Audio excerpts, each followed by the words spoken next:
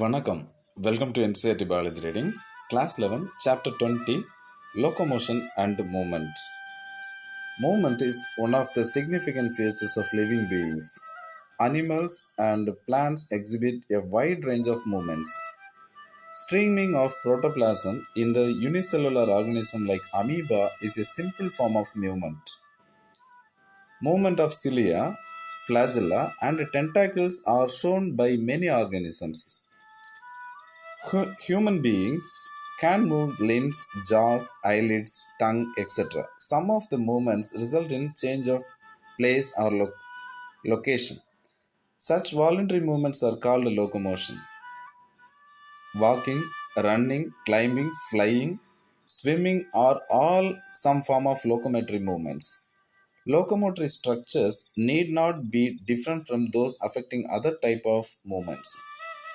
For example, in paramecium, cilia helps in the movement of food through cytopharynx and in the locomotion as well. Hydra can use its tentacles for capturing its prey and also use them for locomotion.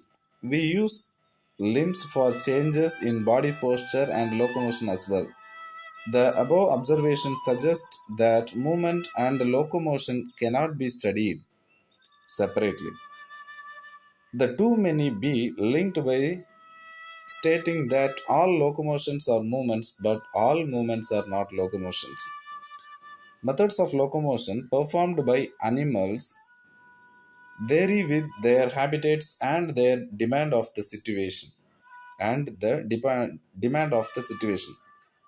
However, locomotion is generally for search of food, shelter, mate, suitable breeding grounds, favorable climatic conditions, or to escape from enemies or predators. 20.1 20.1 Types of movement.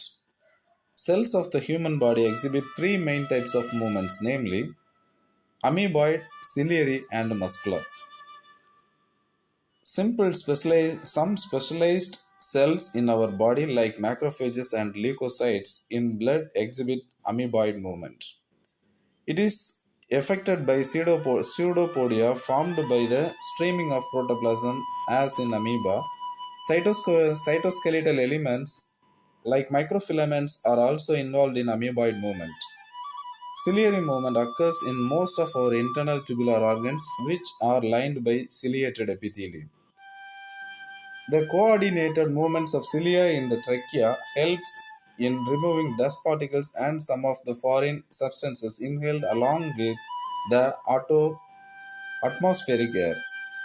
Passage of ova through the female reproductive tract is also facilitated by the ciliary movement. Movement of our limbs, jaws, tongue, etc. require muscular movement. The contractile property of muscles are effectively used for locomotion and other movements by human beings and majority of multicellular organisms. Locomotion requires a perfect coordination activity of muscular, skeletal, and neural systems. In this chapter, you will learn about the types of muscles, their structure, mechanism of their contraction, and important aspects of the skeletal system. 20.2 Muscle. You have studied in chapter 8 that the cilia and flagella are the outgrowths of the cell membrane. Flagellar movement helps in the swimming of spermatozoa, maintenance of water current and the canal system of sponges, and in locomotion of protozoans like Euglena. Muscle is a specialized tissue of mesodermal origin. About 40 to 50% of the body weight of a human adult is contributed by muscles. They have special properties like excitability, contractility, and extensibility and elasticity. Muscles have been classified using different criteria, namely locomotion, location, appearance, and nature of regulation of their activities. Based on their location, three types of muscles are identified. One is skeletal, two visceral, and three cardiac. Skeletal muscles are closely associated with skeletal components of the body. They have a striped appearance under the microscope and hence are called striated muscles. As their activities are under the voluntary control of the nervous system, they are known as voluntary muscles too. They are primarily involved in locomotor actions and changes of body postures. Visceral muscles are located in the inner walls of the hollow visceral organ of the body, like the alimentary canal, reproductive tract, etc. They do not exhibit any striations and smooth in appearance. Hence, they are called smooth muscles, non striated muscles. Their activities are not under the voluntary control of the nervous system and are therefore known as involuntary muscles. They assist, for example, in the transportation of food through the digestive tract and gametes through the genital tract. As the name suggests, as the name suggests, cardiac muscles are the muscles of the heart. Many cardiac muscle cells assemble in a branching pattern to form a cardiac muscle. Based on appearance, cardiac muscles are striated. They are involuntary in nature as the nervous system does not control their activities directly. Let us examine a skeletal muscle in detail to understand the structure and mechanism of contraction. Each organized skeletal muscle in our body is made of a number of muscle bundles or fasciae held together by a common collagenous connective tissue layer called fascia. Each muscle bundle contains a number of muscle fibers. Each muscle fiber is lined by the plasma membrane called sarcolemma. Enclosing the sarcoplasm, muscle fiber is a syncytium as the sarcoplasm contains many nuclei. The endoplasmic reticulum, that is, the sarcoplasmic reticulum of the muscle fiber, is the storehouse of calcium ions. A characteristic feature of the muscle fiber is the presence of a large number of parallelly arranged filaments in the sarcoplasm called the myofilaments or myofibrils. Each myofibril has alternate dark and light bands on it. A detailed study of the myofibril has established that the striated appearance is due to the distribution pattern of two important proteins, actin and myosin. The light band contains actin and is called I band or isotopic band, whereas the dark band called A or anisotropic band contains myosin.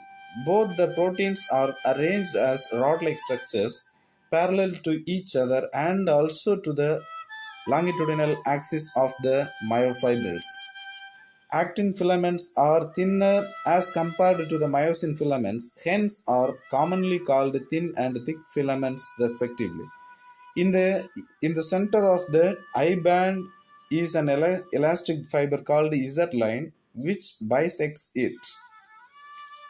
The thin filaments are firmly attached to the Z line.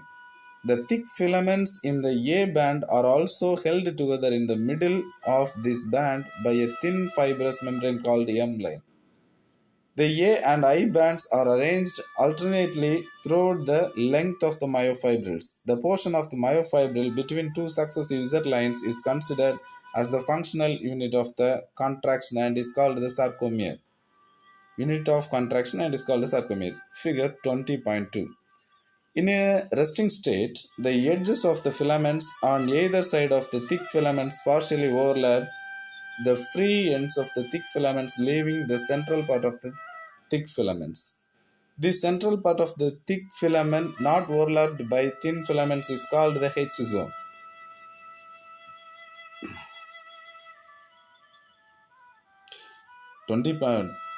20.2 diagrammatic representation of A. Anatomy of a muscle fiber showing A. Sarcomere, B. A sarcomere. Fiber showing a sarcomere. So B zoomed as a structure of a single sarcomere. 20.2.1 structure of a contractile protein. Each actin thin filament is made of two F filamentous actins helically wound to each other. Each F actin is polymer of monomeric G globular actins. two filaments of another protein, tropomyosin, also run close to the F actins throughout its length.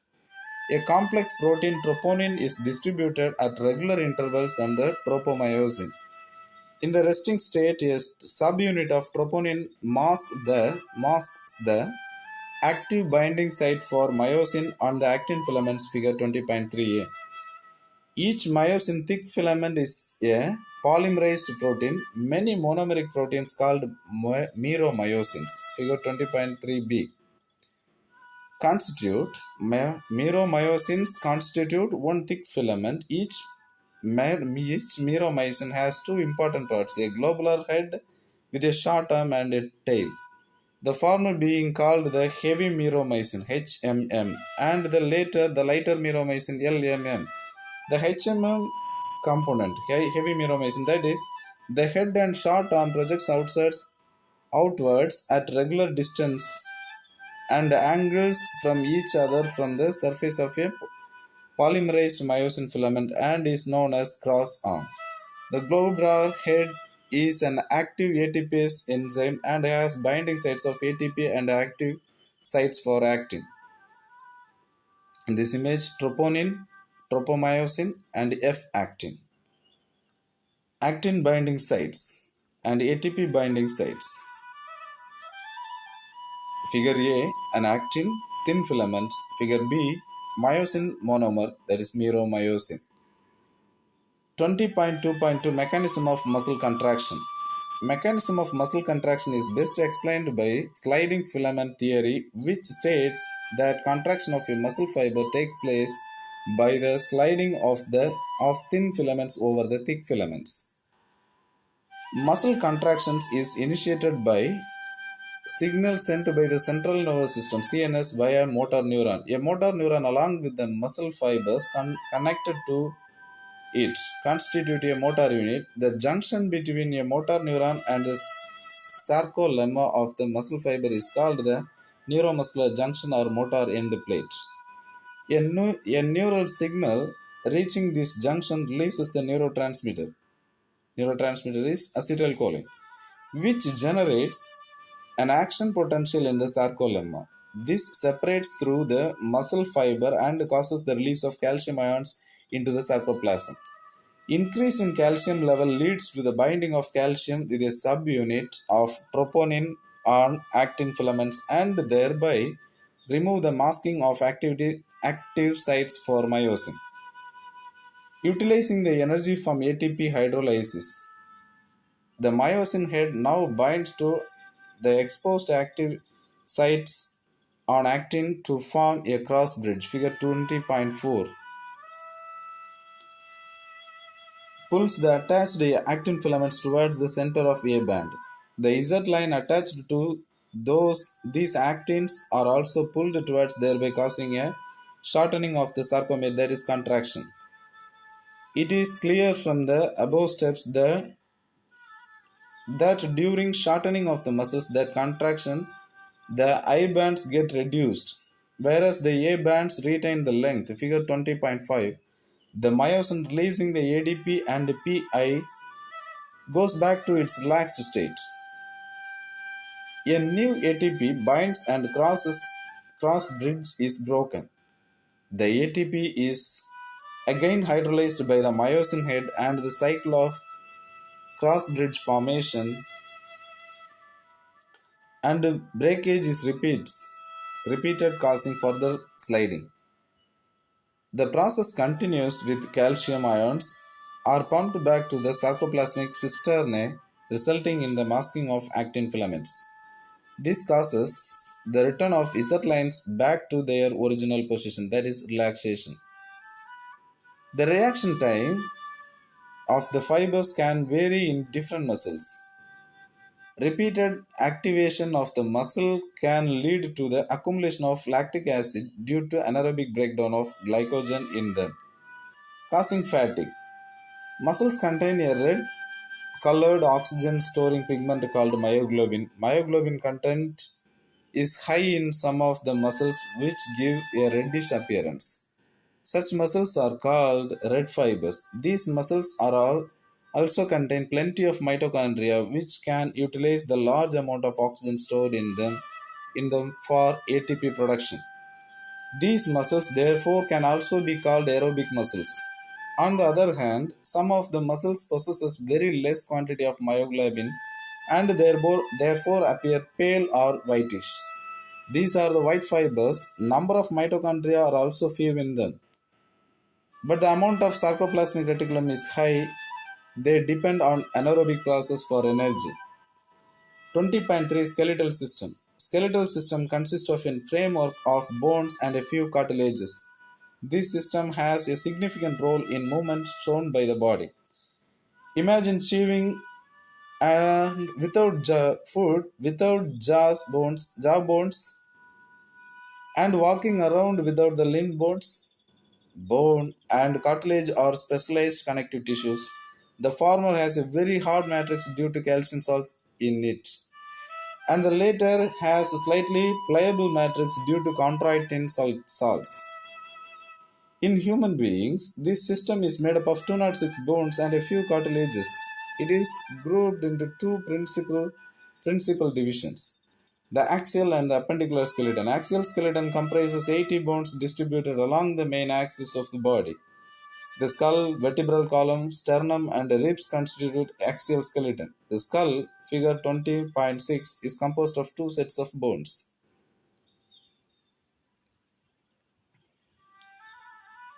cranial and facial. The totals of 20 bones. That totals of 20 bones, 22 bones. Cranial bones are 8 in number. They form the hard protective outer covering cranium for the brain. The facial region is made up of 14 skeletal elements which form the front of the skull. A single U-shaped bone called hyoid is present at the base of the buccal cavity, and it is also included in the skull. It is also included in skull. Each middle layer contains three tiny bones, malleus, incus, stapes, collectively called ear ossicles. The skull region articulates with the superior region of the vertebral column with the help of two occipital condyles, that is dicondylic skull.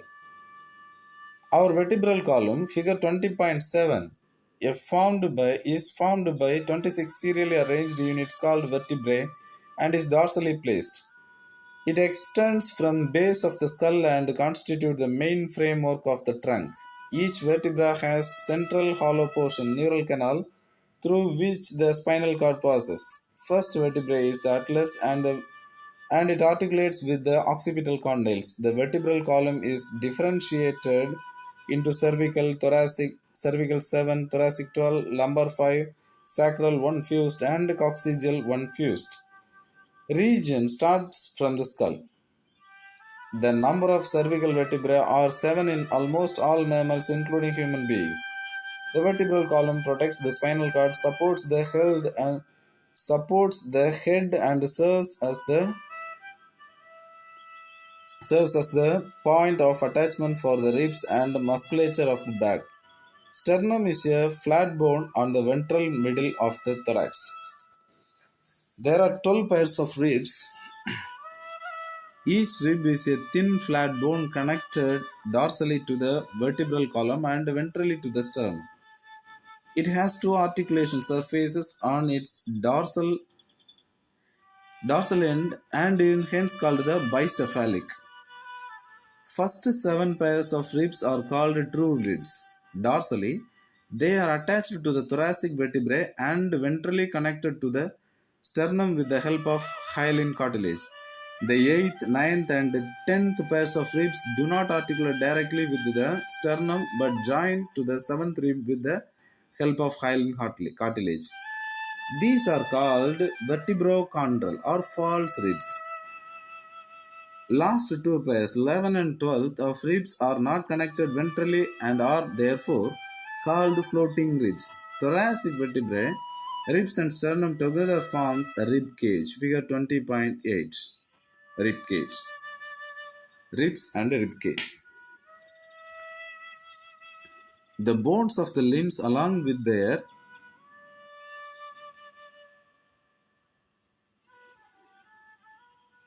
The bones of the limbs, along with their girdles, constitute the appendicular skeleton. Each limb is made of 30 bones. The bones of the hand, forelimb are humerus, radius, ulna, carpals. Carpal bones means wrist bones, 8 in number. Metacarpals, palm bones, 5 in number, and phalanges, digits 14 in number.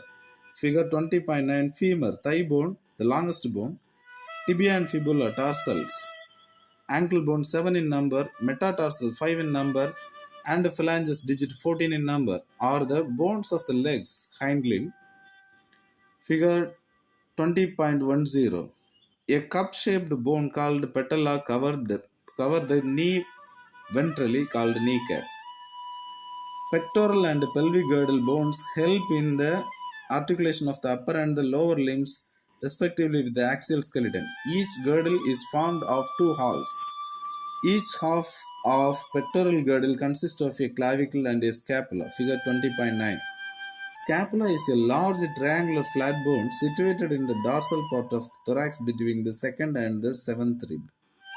The dorsal flat triangular body of scapula has a slightly elevated ridge called the spine, which projects as a flat expanded process called the acromion. The clavicle articulates with this. Below the acromion is a depression called the glenoid cavity, which articulates with the head of the humerus to form the shoulder joint. Each clavicle is a long slender bone with two curvatures. This bone is commonly called the collar bone. Pelvic girdle consists of two coxal bones. Figure 20.10. Each coxal bone is formed by the fusion of three bones: ilium, ischium, and pubis. At the point of fusion of the above bones is a cavity called acetabulum, to which the thigh bones articulates. The two halves of the pelvic girdle meet ventrally to form the pubic symphysis containing fibrous cartilage. 20.4. Joints. Joints are essential for all types of movements involving the bony parts of the body. Locomotory movements are no exception to this. Joints are points of contact between bones or between bones and cartilages. Force generated by the muscles is used to carry out movement through joints, where the joint acts as a fulcrum. The movability of these joints depends on different factors. Joints have been classified into three major structural forms, namely fibrous, cartilaginous, and synovial. Fibrous joints do not allow any movements.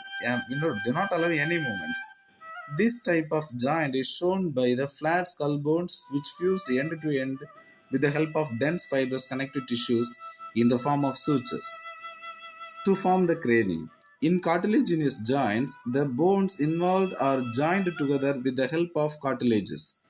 The joint between the adjacent vertebrae in the vertebral column is of this pattern, and it permits limited movements. Synovial joints are characterized by the presence of a fluid-filled synovial cavity between the articulating surface of two bones. Such an arrangement allows considerable movement. These joints helps in locomotion and many other movements.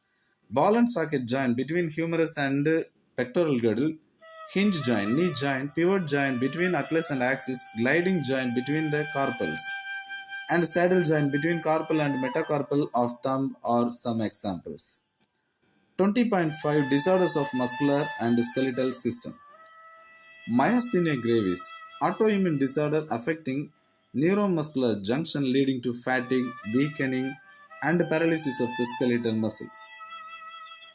Muscular dystrophy, progressive degeneration of skeletal muscle mostly due to genetic disorder. Tetany, rapid spasms, wild contractions in muscle due to low calcium in body fluid.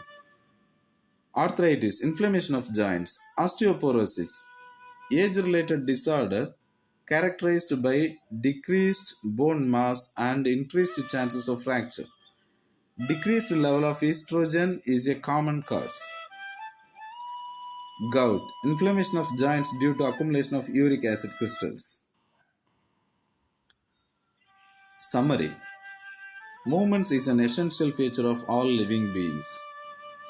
Protoplasmic streaming, ciliary movements, movements of fins, limbs, wings, etc., are some forms of exhibited by animals. A voluntary movement which causes the animal to change its place is called locomotion. Animals move generally in search of food, shelter, mate, breeding ground,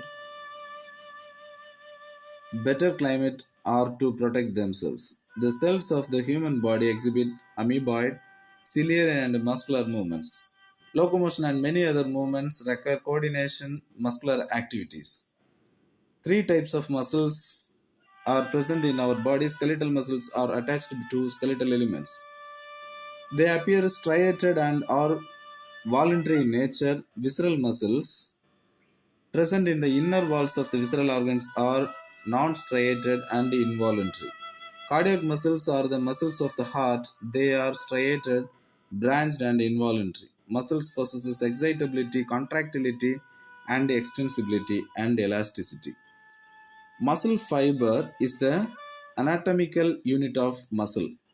Muscle fiber is the anatomical unit of muscle. Each muscle fiber has many parallelly arranged myofibrils. Each myofibril contains many serially arranged units called sarcomere, which are the functional units. Each sarcomere has a central A band and made of thick myosin filaments, and two half I bands made of thin actin filaments on either side of it marked by Z lines. Actin and myosin are polymerized proteins with contractility. The active sites for myosin on resting actin filament are masked by a protein troponin. Myosin head contains ATPase and has ATP binding sites and active sites for actin. A motor neuron carries signal to the muscle fiber which generates an action potential in it. This causes the release of calcium 2 plus form sarcoplasmic reticulum. Calcium 2 plus activates actin which binds to the myosin head to form a cross bridge. These cross bridges pull the actin filaments, causing them to slide over the myosin filaments and thereby causing contraction. Calcium are then returned to sarcoplasmic reticulum which inactivate the actin.